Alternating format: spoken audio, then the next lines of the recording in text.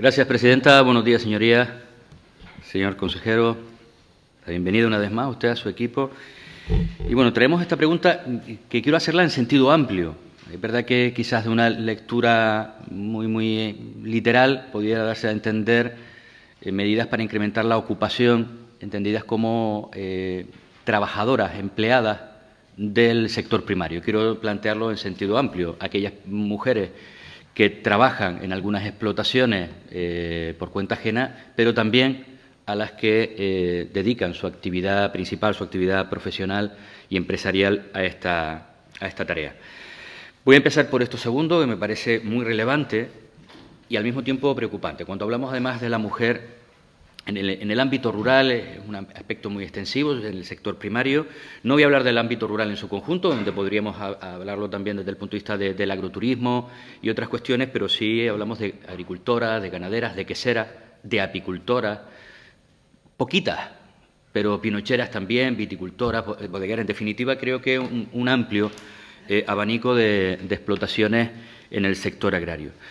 En el mes de octubre se celebró en este Parlamento una jornada de la mujer rural y fue un foco de esperanza, pero al mismo tiempo de reafirmación de todas las dificultades que el sector primario en su conjunto tiene, pero de manera agravada en el caso de la mujer. Usted daba allí un dato que también nos preocupó bastante. Fue una de las cuestiones que a lo largo de la legislatura pasada y de la anterior recuerdo que trabajamos muchísimo y con bastantes esperanzas en que pudiera suponer una parte de visibilización del trabajo de la mujer en el sector primario. Hablábamos de la puesta en marcha del registro de titularidad compartida de las explotaciones agrarias.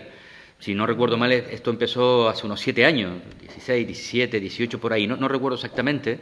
7 años más tarde, usted comentaba que solamente 8 mujeres habían solicitado la inscripción en esa titularidad compartida, cuando todos conocemos que, no digo la totalidad de las explotaciones agrarias, pero una parte importante de las explotaciones agrarias, realmente quien figura es el hombre, pero sabemos que la mujer ha estado siempre, no detrás, sino al lado precisamente de esa figura masculina que históricamente, por tradición, bueno, por un modelo social, pues generalmente la titularidad estaba exclusivamente en manos de los hombres, con los perjuicios que posteriormente conllevaba también para las mujeres.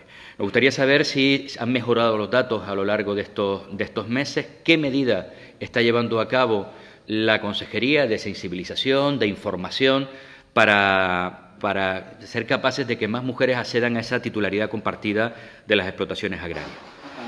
Porque es que resulta sorprendente que cuando hablamos de titularidad compartida, solamente 8 mujeres en casi 7 años se hayan inscrito. Sin embargo, veíamos en aquellas jornadas cómo, cuando se trataba de explotación única, es decir, no compartida, sino mujeres que decidían dar el salto adelante, y en muchas ocasiones jóvenes, pues no es que fuera espectacular el dato, pero empezaba a ser al menos esperanzador, era notable. Entonces, ver qué aspectos digamos, que motivan y que están impulsando que muchas mujeres decidan iniciar sus explotaciones agrarias, pues pueden quizás servir un poco de ejemplo a la hora de aquellas que han estado ahí durante muchísimo tiempo pero no tienen esa titularidad, pues decidan dar el paso. Para nosotros este es un tema absolutamente esencial. Y por otro lado, el que además seamos capaces de incentivar a la gente joven, ese relevo generacional de quienes han estado en el campo de manera especial, pero como hoy estamos hablando de la mujer en el sector rural, ¿qué medidas se están impulsando para atraer también a esa mujer joven que sirva de relevo generacional a nuestro sector primario? Y ahora paso a la primera cuestión, que quizás era lo que podía deducirse de la pregunta. ¿Qué medidas se están planteando también desde la Consejería para incrementar el empleo, la ocupación dentro del sector primario? Sabemos que es complejo. Generalmente y desgraciadamente, lo hemos hablado en muchísimas ocasiones, el sector primario suele tener como una especie de estigmatización, de trabajo duro, poco valorado, en ocasiones no muy bien remunerado, y eso hace que el conjunto de una parte importante de nuestra población no lo mire como una primera opción, y en muchos casos ni siquiera, quizás más agravado en el caso de la mujer. Pero somos conscientes de que hay sectores de empleo en el sector primario que están altamente feminizados. Y que lo hemos hablado aquí, un ejemplo claro es el del sector del tomate, que si ese sector desaparece y está en claro retroceso en los últimos años, muchas de esas mujeres, además de avanzada edad, desgraciadamente con una baja cualificación académica en otros aspectos, difícilmente va a poder insertarse laboralmente en ningún otro sector. No digo que sea imposible, pero va a tener una especial dificultad.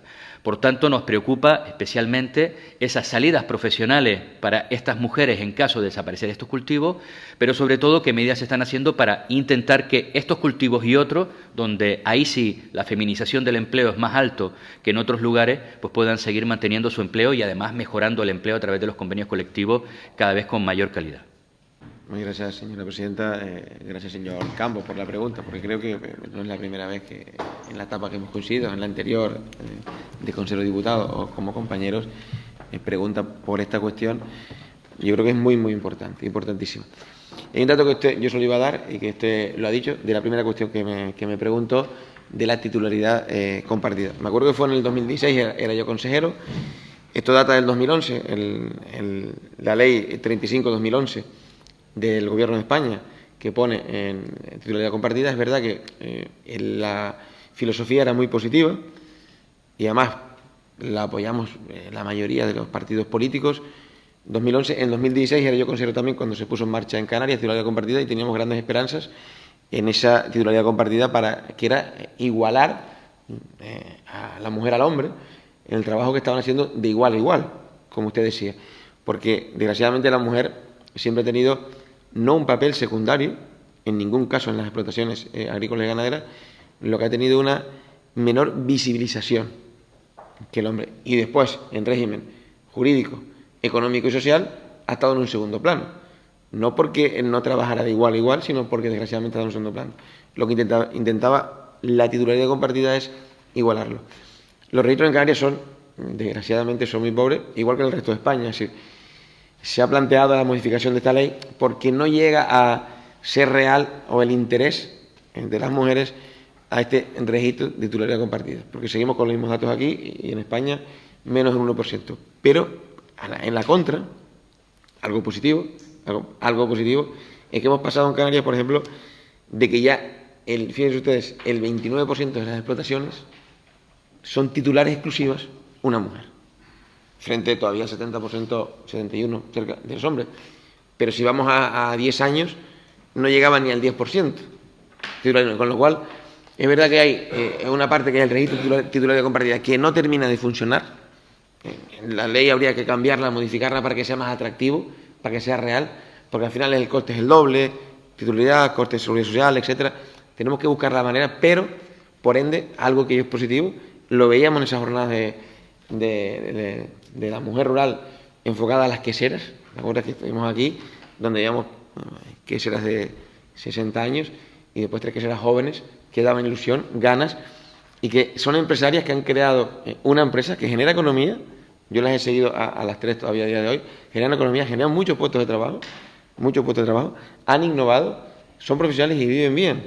Y a veces tenemos que dar ese ejemplo, poner ese ejemplo, no el otro, que el que tenemos de la imagen del sector primario, mucho trabajo, no se gana paz. También tenemos un poco de que ser un poco optimistas y poner en valor la gente que lo está haciendo bien. Con lo cual, es verdad que el registro tenemos que dar una vuelta, es una realidad, no ha funcionado en España, tampoco en Canarias, porque es verdad que nosotros lo que creamos es el registro colgado de la ley, evidentemente, la legislación estatal, pero no ha funcionado, habrá que dar una vuelta para ver qué fallos tiene.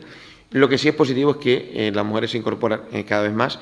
Primero, porque en la orden, por ejemplo, del 2019, cuando el PDR conocemos todos para incorporarse a la actividad agraria o hacer inversiones en actividad agraria, que también era consejero yo, modificamos y dimos una puntuación a las titulares de las mujeres, propietarias de las mujeres.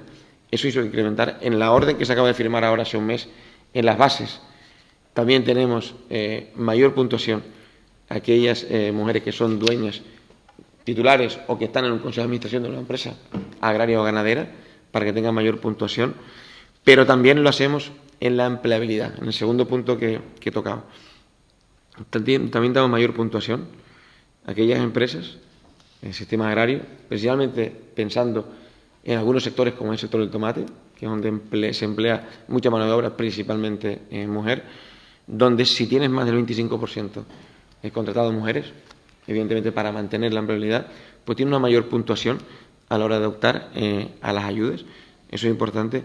También, como sabe, aunque no es competencia nuestra, hemos convocado ya la mesa de negociación del convenio colectivo entre patronales y sindicatos para intentar dar una salida a esas mujeres del sector, principalmente tomatero de Canarias, que desgraciadamente por la bajada de producción y por la desaparición de empresas se están viendo abocadas al desempleo y no tienen otra salida. Y con la edad que tienen ya es difícil incorporarla.